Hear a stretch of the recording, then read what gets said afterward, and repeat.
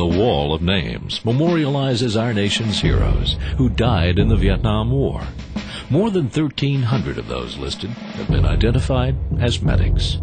Brave Americans who gave their lives while answering the desperate call of injured comrades. A call that has sounded down through history when Americans have marched into battle. Medic! Medic, over here! Coming! Coming! This way! Medic! Medic! Doc, tag him and bag him. While the profession of medic has its roots in battles as far back as those at Washington, it was perhaps in Vietnam that it reached full maturity as a standalone profession. Medics with training and skills unequaled in previous conflicts proved themselves under fire in Vietnam, then returned home to use that skill and training to lay the foundation of out-of-hospital emergency medical care as we know it today. A major step in the evolution from rudimentary litter bearer in the times of Washington to medic occurred in the Civil War. The number of casualties in the Battle of Manassas was horrendous. It took an entire week to remove the wounded from the bloody battlefield. Dr. Jonathan Letterman, head of the medical services of the Army of the Potomac, realized the urgent need for an organized system of treatment and evacuation. Soldiers aboard horse-drawn ambulances of both the Union and the Confederacy, braving enemy fire to care for their comrades, were the true forerunners of today's medics. In World War I, the evolution continued. The U.S. Army Ambulance Service was created. Again, the responsibility, fulfilled with courage and compassion, was essentially the removal of the wounded from the battlefield. They often did more than was demanded. In World War II, the role of the medic changed. When the call went out, the frontline combat medic leaped from the foxhole and raced into the ferocity of bloody war. He had the training to examine and assess injuries, apply tourniquets when needed, administer a pain reliever, clean the wound, and perhaps apply the newly developed sulfa drug. Then he dragged the victim to safety behind the lines. The enemy did not always respect the Red Cross emblem he wore, and often he worked with shells bursting around him.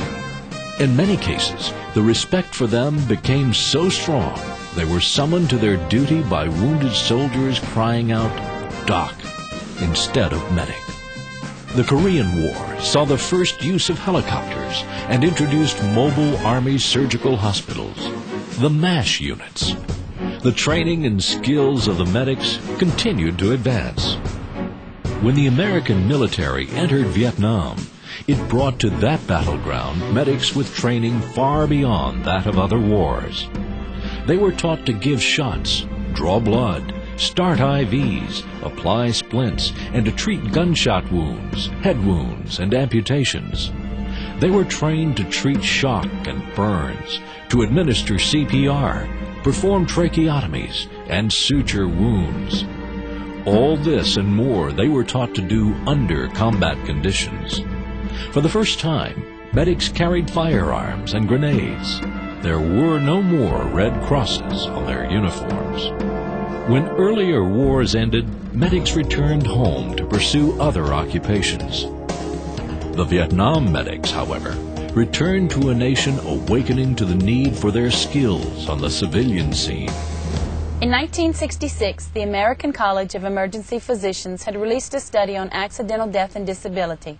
The study revealed that Americans had a better chance of survival in a combat zone of Vietnam than on the average city street.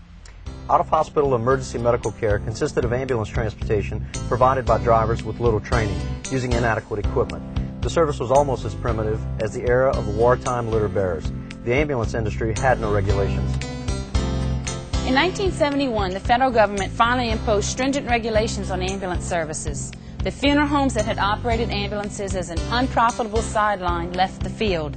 A new era in emergency medical care was being born, and in community after community, those who had served as medics in Vietnam stepped forward to provide the professional skills essential to its development. They also brought with them a legacy of honor, courage, and compassion.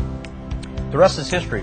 Born in the horrors of war, the profession of medic grew as technology and training advanced, becoming as vital to the civilian world as to the world of battle. With incredibly advanced life-saving skills, today's medic is a recognized professional. It is a noble profession. Surprisingly, the steady advance of the profession has created a problem of identity. The certification of different levels of skill has resulted in new designations. Emergency medical technician, EMT basic, EMT intermediate, EMT paramedic. Use of the different categories does not give a clear impression of the fact that all are part of the same proud profession working at different levels.